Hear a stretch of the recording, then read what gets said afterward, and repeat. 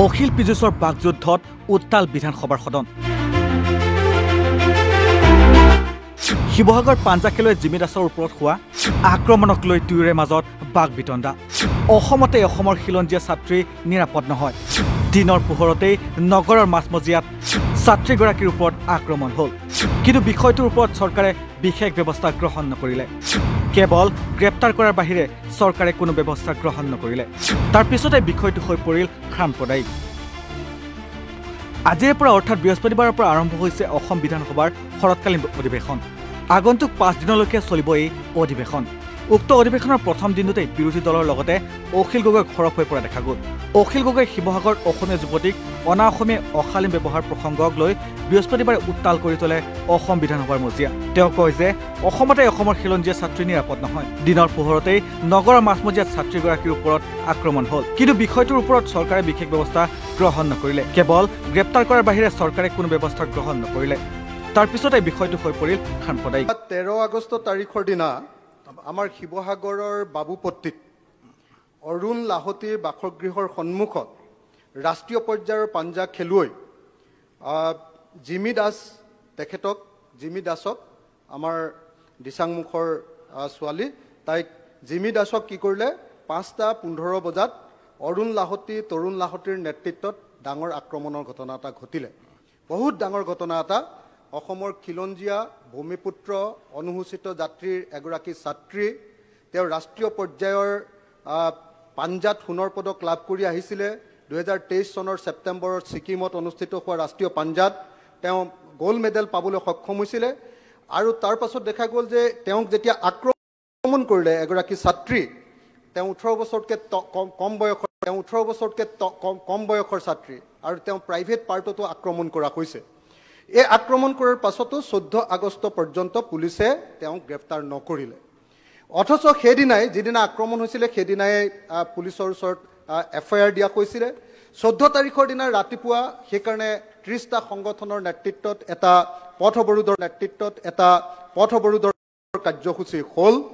আৰু তাৰ পাছতহে দেখা গ'ল যে বিয়লি 4 বজাতহে অৰুণ লাহতী আৰু মনোজ পোদ্দাৰক গ্ৰেপ্তাৰ কৰা হ'ল। তাৰ পাছত ইয়াক লৈ বহুত ডাঙৰ ডাঙৰ ঘটনা ঘটিলে। প্ৰথম কথা, আমাৰ অসমতে যদি অসমৰ খিলঞ্জীয়া ভূমিপুত্ৰ অনুসূচিত জাতিৰ এগৰাকী ছাত্ৰী তেওঁ যদি ইয়াত নিৰাপদ নহয় আৰু দিনৰ পোহৰত যদি নগৰৰ মাজমজিয়াত যদি তেওঁৰ ওপৰত আক্ৰমণ হ'ব পাৰে, এইটো এটা বহুত ডাঙৰ ঘটনা। কিন্তু চৰকাৰে ইয়াৰ ওপৰত বিশেষ ব্যৱস্থা নল'লে। অকল গ্ৰেপ্তাৰ কৰাৰ বাহিৰে কি কৰিলে তেওঁলোকে কোনো ব্যৱস্থা নল'লে। তাৰ ফলস্বৰূপত কি হৈ গ'ল, গোটেই ঘটনাটো এনেকুৱা হৈ গ'ল যে বহিৰাগত আৰু খিলঞ্জীয়া এনেকুৱা ধৰণৰ এটা ঘটনা হৈ গ'ল। তাৰ পাছত দেখা গ'ল যে আপোনালোকে নিশ্চয় জানে যে তাৰ পাছত দুজন বিজেপিৰ সদস্য, এজন বিজেপিৰ সদস্য সুমানী নামৰ এজন বিজেপি সদস্যই তেওঁ আকৌ আমাৰ আন্দোলন কৰা এজন সদস্যৰ ওপৰত আপোনাৰ এজাহাৰ দিলে। এজাহাৰ দিয়াৰ লগে লগে আলফাই নিৰ্দেশ দিলে যে তুমি এজাহাৰ উঠাই লোৱা। আলফাৰ নিৰ্দেশ দিয়াৰ লগে লগে পুলিচে তেওঁক ছিকিউৰিটি দিলে। কিন্তু পুলিচৰ ছিকিউৰিটিলে তেওঁ আশ্বস্ত নহ'ল। তেওঁ আলফাৰ নিৰ্দেশ অনুসৰি এজাহাৰ উঠাই ল'বলৈ বাধ্য হ'ল, উঠাই ল'লে। তাৰপিছত আৰু এজনে দিলে, শংকৰ সিং নামৰ এজনে আকৌ দিলে কেছ। তেওঁ এজাহাৰ উঠাই ল'বলৈ বাধ্য হ'ল। আৰু তাৰ শেষত দেখা গৈছে, এইখন আপোনালোকে মই দৈনিক জনভূমি কাগজখন দেখুৱাইছোঁ, তাত দেখিছে শিৱসাগৰত গণৰোষৰ ৰূপ দেখি সেও মানিলে শিক্ষামন্ত্ৰী ৰনোজ পেগুৰ সন্মুখত লৈ নথি স্বীকাৰ, তামোল পাণৰ বঁটা খৰাই মাৰোৱাৰী সমাজৰ ক্ষমা প্ৰাৰ্থনা, বহিৰাগত। ইয়াৰ পিছতেই যেন কটাঘাট নিমখ ঢালিলে পিৰপিৰণি ধৰাৰ দৰে জাঙুৰ খাই উঠিল মন্ত্ৰী পীযুষ হাজৰিকা। অখিল গগৈৰ শিৱসাগৰ প্ৰসংগক উভতি ধৰি পীযুষ হাজৰিকাই কয়, অখিল গগৈৰ নিজৰ সমষ্টিতে হ'ল ঘটনা। অখিল গগৈৰ সমষ্টিত 2 দিন আন্দোলন হ'ল, কিন্তু ঘটনাস্থলীত নগ'ল অখিল গগৈ। তেওঁ অখিল গগৈক উভতি ধৰি কয়, আন্দোলনত আপুনি অংশগ্ৰহণ কৰিছিল নেকি? সমষ্টিত হুলস্থুল হ'ল, অখিল গগৈ ক'ত আছিল? অখিল গগৈ আছিল টেলিভিছনৰ সন্মুখত। মোৰ সমষ্টিত কিবা হ'লে মই দৌৰি যাম। শিক্ষামন্ত্ৰী ডাঙৰীয়া শিৱসাগৰলৈকে গ'ল। 30টা সংগঠন আৰু সকলো জাতি জনগোষ্ঠীক তালৈকে মাতি আনিলে। কেইবা ঘণ্টাজোৰা আলোচনা হ'ল আৰু বিষয়টো সমাধান হ'ল। সেইটো গতিকে সমাধান হোৱা মেটাৰ তাতে আৰু নতুনকৈ কটা ঘাট কিবা চূণ দিব নিমখ দিব লাগে বুলি অধ্যক্ষ ডাঙৰীয়া মই নাভাবোঁ দ্বিতীয় কথাটো অধ্যক্ষ ডাঙৰীয়া সন্মানীয় সদস্যগৰাকীয়ে আজি যে তালফাল লগাইছে তেখেতৰ সমষ্টিত হোৱা ঘটনা তেখেতৰ সমষ্টিত দুদিন আন্দোলন হ'ল তেখেত তালৈকে গৈছিল নেকি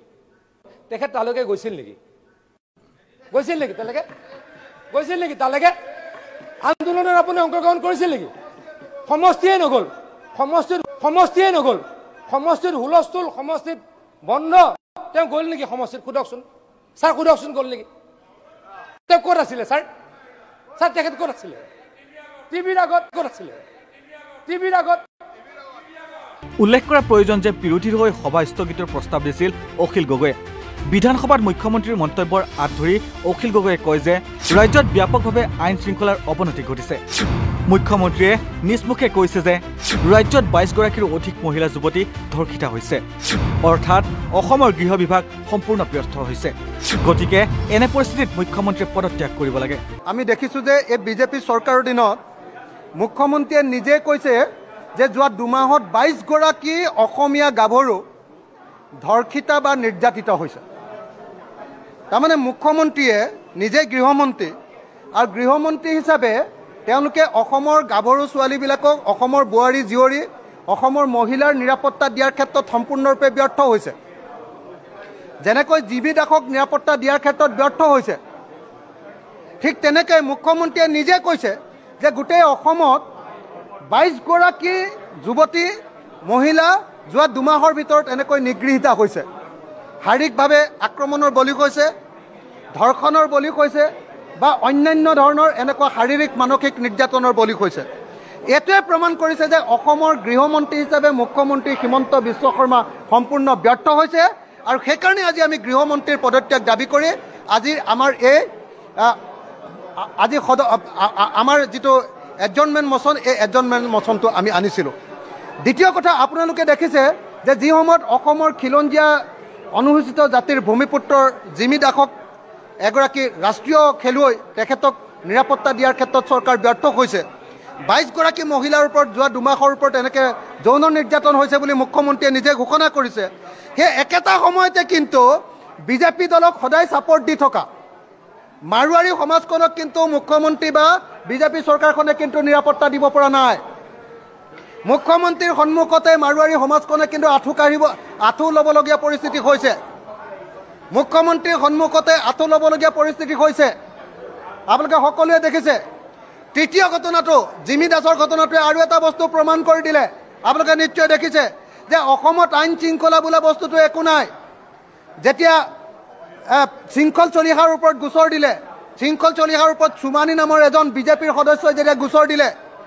আলফা সহস্ৰ সংগঠন নিষিদ্ধ ঘোষিত সংগঠন আলফাই ভাবুকি দিলে যে তুমি গোচৰ উঠাই লোৱা চৰকাৰে গোচৰীয়াগৰাকীক যিজনে গোচৰ দিছিলে তেওঁক নিৰাপত্তা দিবলৈ সক্ষম নহ'ল পুলিচে ছিকিউৰিটি দিছিলে কিন্তু সেই ছিকিউৰিটি লৈ তেওঁ আশ্বস্ত নহ'ল তেওঁ সহস্ৰ সংগঠনক ভয় খালে আলফালে ভয় খালে আৰু গোচৰ উঠাই ল'লে তাৰ অৰ্থটো কি তাৰ অৰ্থটো হ'ল অসমত কোনো মানুহৰ নিৰাপত্তা দিয়াৰ ক্ষেত্ৰত এই বিজেপি চৰকাৰখন সম্পূৰ্ণৰূপে ব্যৰ্থ হৈছে তাৰ পৰৱৰ্তী সময়ত আকৌ শংকৰ সিং নামৰ এজন মানুহে এফআইআৰ দিছিলে তেওঁ উঠাই ল'বলৈ বাধ্য হ'ল এই গোটেই ঘটনাবিলাকে প্ৰমাণ কৰিছেনে নাই বাৰু যে অসম চৰকাৰখন গৃহমন্ত্ৰী হিচাপে তেওঁ সম্পূৰ্ণৰূপে ব্যৰ্থ হৈছে আপোনালোকে সকলোৱে দেখিছে যে যোৱা সময়খিনিত যোৱা 15 আগষ্ট তাৰিখৰ দিনা একেদিনাই 25টা বোমা অসমত ওলাইছে 25টা বোমা ওলাইছে ওলোৱাৰ পাছত এটাও বোমা উদ্ধাৰ কৰিবলৈ সক্ষম হোৱা নাই আলফাই যেতিয়া ঠাইডোখৰ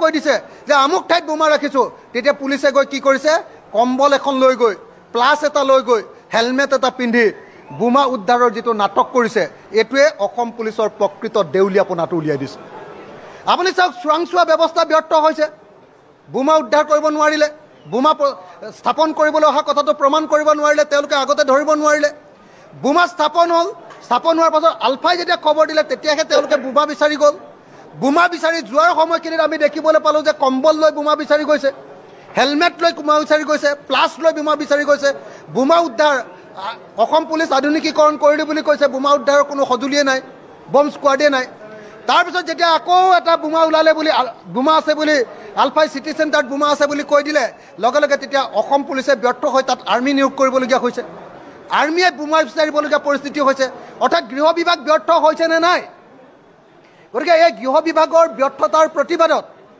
এই সময়ত গৃহমন্ত্ৰীয়ে পদত্যাগ কৰিব লাগে মুখ্যমন্ত্ৰীয়ে পদত্যাগ কৰিব লাগে সেইকাৰণে আমি সভাস্থগিত প্ৰস্তাৱ আনিছিলোঁ যে অসমৰ মানুহৰ সম্পত্তি জীৱন এইবিলাকৰ নিৰাপত্তা দিয়াৰ ক্ষেত্ৰত বিজেপি চৰকাৰখন ব্যৰ্থ হৈছে এনেদৰে এতিয়া অসম বিধানসভাৰ শৰৎকালীন অধিৱেশনৰ প্ৰথম দিনটোতে অখিল গগৈয়ে বিধানসভাৰ পৰিৱেশ উত্তাল কৰি শাসক পক্ষৰ বিফলতাৰ প্ৰকৃত ছবিখন উদঙাই দিয়ে। News desk report north east নাও।